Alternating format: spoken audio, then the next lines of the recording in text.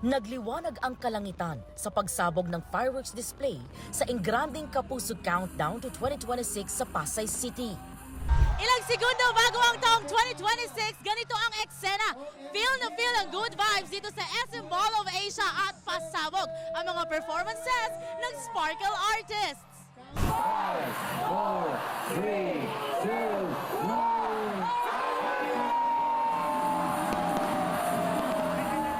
Alas 6 ng gabi nabuksan sa publiko ang Kapuso Countdown to 2026.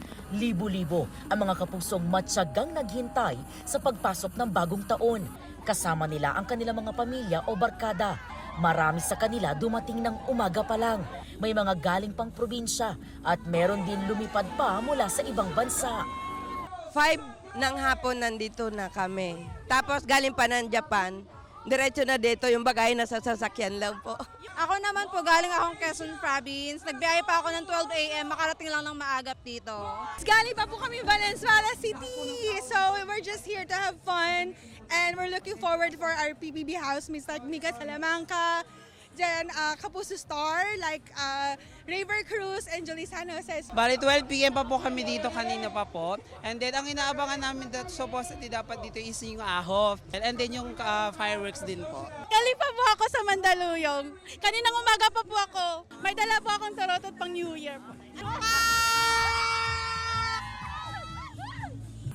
Mas lalong umingay sa Mall of Asia nang magsimula ang main show ng 10:30 p.m. Kabilang sa host si Kapuso comedian Betong Sumaya, Christian Bautista, Team Yap at Miss Grand International 2025 Emma Tiglao. Nagpasaya ang mga Kapuso artists sa kanilang oh-so-good performances.